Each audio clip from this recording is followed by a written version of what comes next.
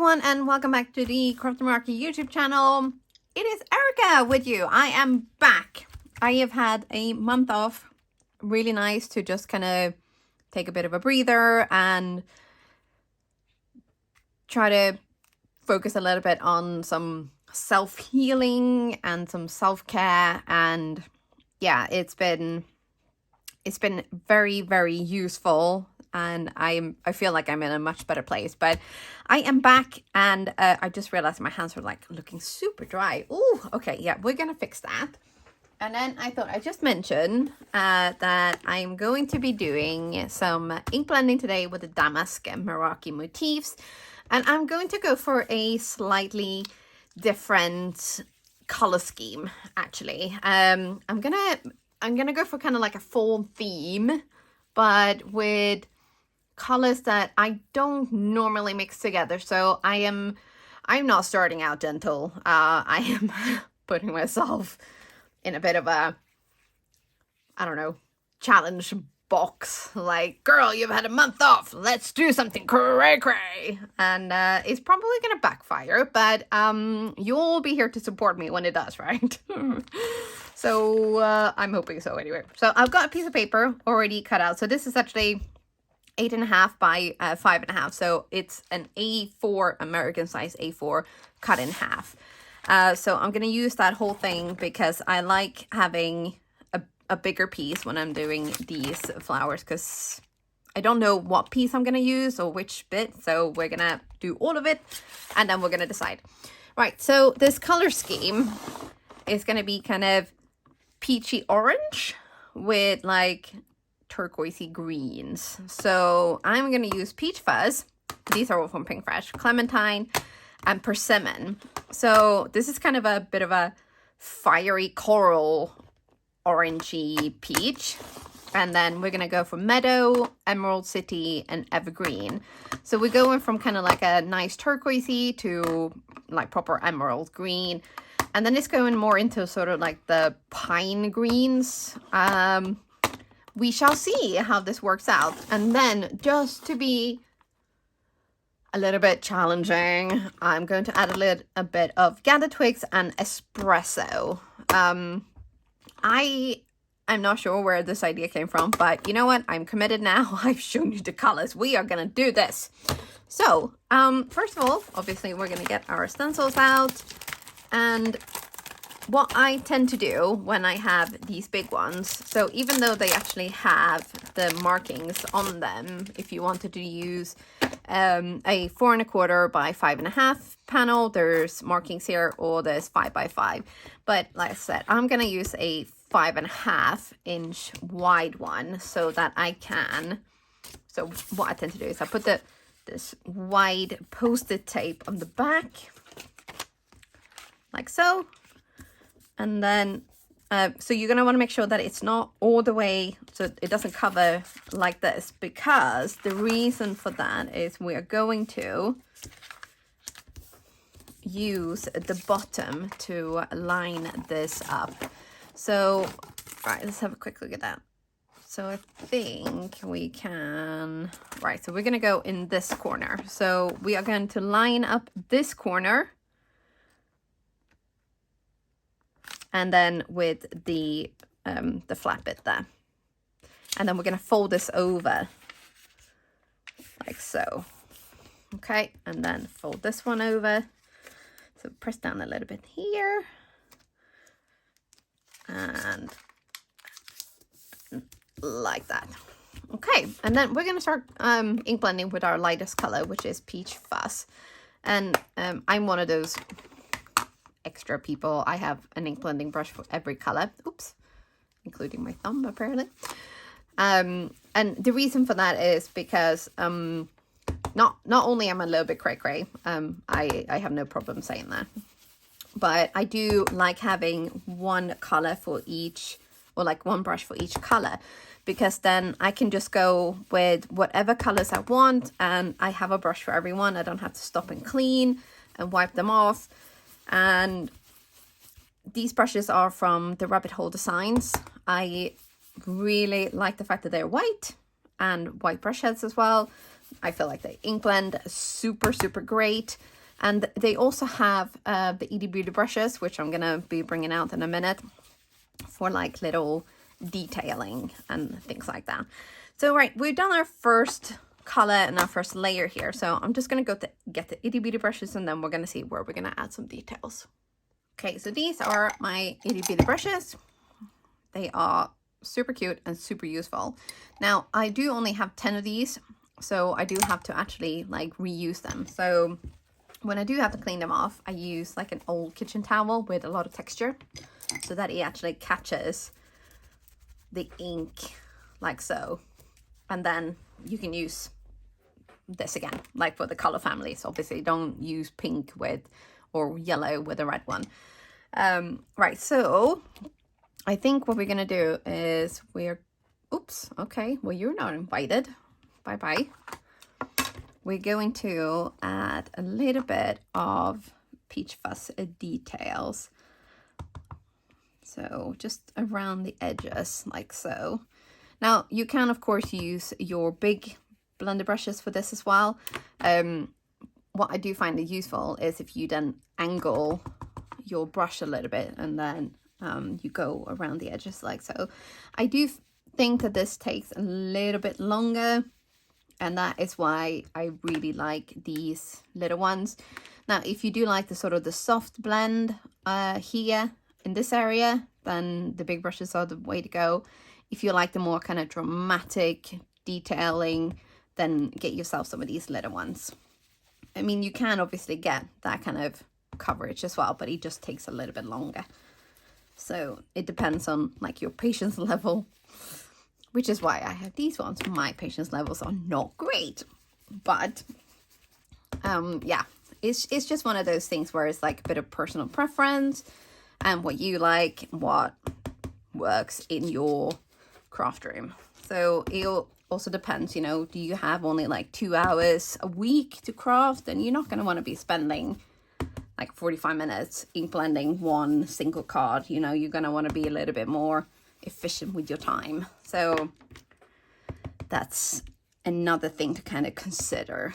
But yeah, we're just gonna go in a little bit more here, and then I think I might speed up the rest of this so that we're not here all day, because I do have a tendency to jibber jabber on sometimes. But yeah, like so. I might just show you the next layer and then we will speed the rest of this up. Okay, so we're gonna take this off. Oh, that's so pretty already. Okay, so now we're gonna line this up with our corner here and the bottom, and then we're gonna put our tape back down and this back down like so. Okay, and then we're gonna move on to Clementine, I think. So we are going to try to be a little bit gentle. So you can see here I got lots of ink on my lid. So we're gonna go in here first.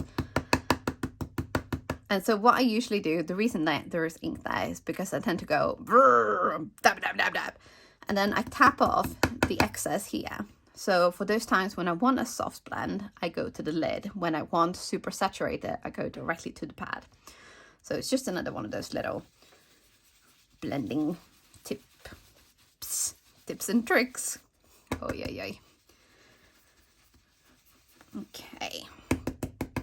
So I'm thinking that maybe, now we'll get a little bit more. There we go. Okay. Just to get a little bit more detail here.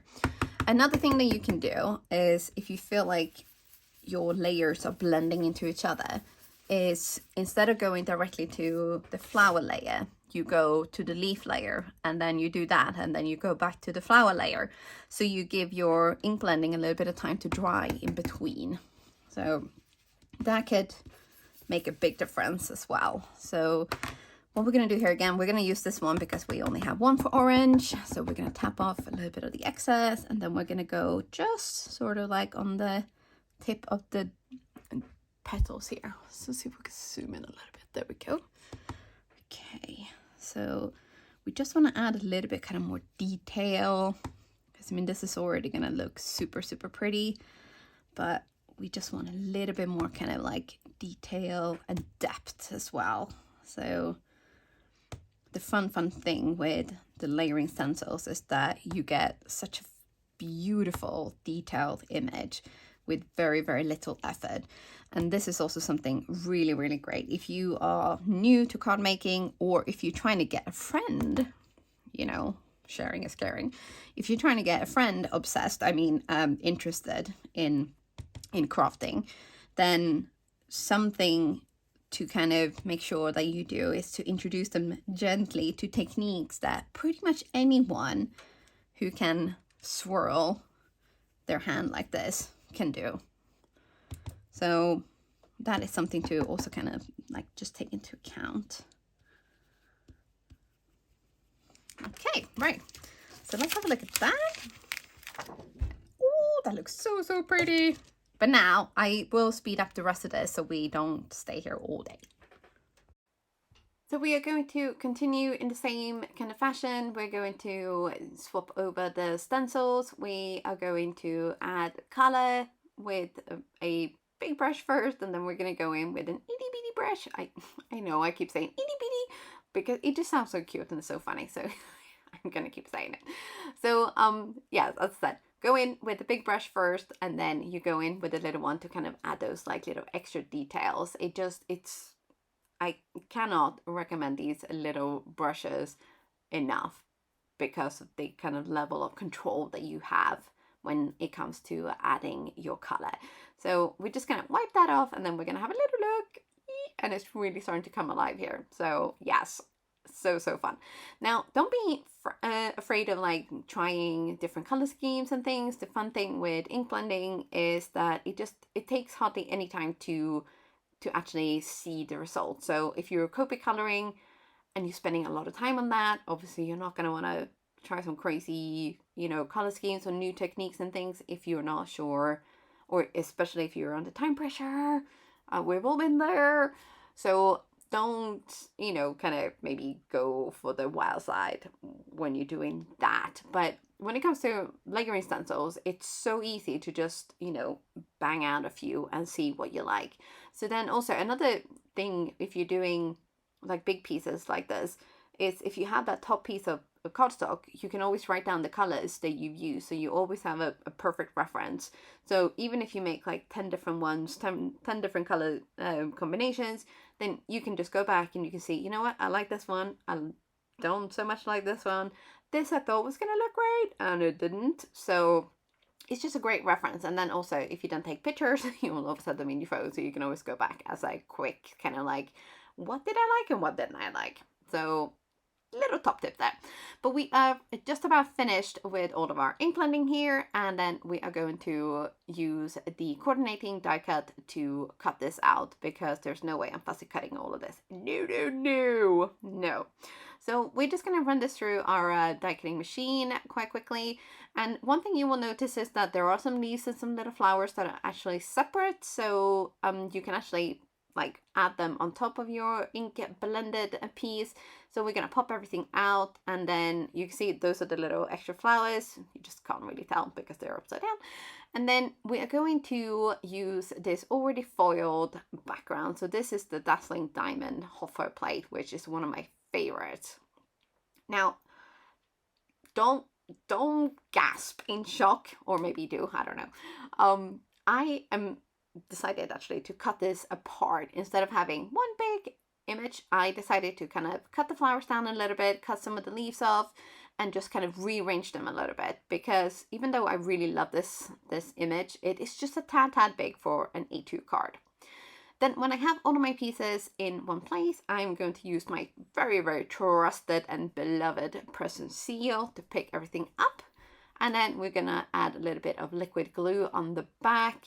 I try not to overload my images with glue when I have this, because I have some extra little like greenery pieces and those like the little teeny tiny flowers, and I wasn't sure where I wanted to put all of them. So if you want to be able to kind of tuck them in like with the rest of your flowers, you do want to make sure that it's not all like glued down.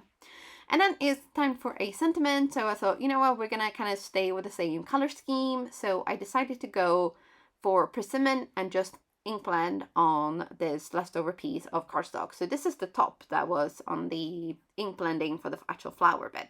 But because I wasn't gonna, you know, I have a video, so I don't have to write down the colors I used. I decided to actually use this piece. And so I wanted an ombre look. Because I love ombre. I don't need any other reason. So I ink blended with the persimmon onto a piece of cardstock, and then I ran that through with the Hello word dye. This I then put into my splatter box, and I got the red gold watercolor from Gansai Tambi. This is the Starry Color water palette. It's amazing. I love it so much. And I splattered the Hello all over. The reason I did the splattering after the die cutting was so that I could like go ahead and pretty much like just leave it to dry and then put it on top of this gray Hello to create that kind of pretty shadow. And also it saves your die cut from actually getting like gold shimmer inside of it. So that's just another top tip to, if you're gonna splatter with gold and then or die cut, it's better to die cut first and then splatter, I feel, anyway. So we're gonna glue this down once it's all layered, and always use a liquid glue. And you'll see that it's just slightly kind of off center to get that sort of pretty shadow and to make it sort of stand out a little bit against that pretty background and the flowers. And then we're going to use some apricot gems to add a little bit of bling, or a lot of bling. Yes, I wasn't sure at this point. I was like, just a little bit, maybe like not go like whoa crazy out of the gate, but no, I did. It's probably, nobody's probably shocked about that, but I can't help it. These are so pretty, and these are also limited edition, so if you want them, make sure you grab them before they're gone, because once they're gone, they're gone. So as I said, these ones are called apricot, but they have kind of a little bit of a pinky iridescent shimmer to them, so super pretty, and I love them. I mean, if you can't tell by my over blinging at this point, I don't know what else will say. I love them. But these are also added to the card with a little bit of liquid glue and the ever so clever katana crystal bamboo picker. It's a bit of a name, I gotta say, but it's so brilliant. It makes life so much easier when you're trying to just get on with it and actually glue these little beauties down. But that is the card all finished. I will show a couple of little close-ups later on, but I really hope you've enjoyed this video, and I really hope that you were strapped in for this roller coaster ride. And I will see you very soon again. And also don't forget to let me know what you think about my crazy color scheme. I'd love to hear it. But that is it from me for today. See you very soon again.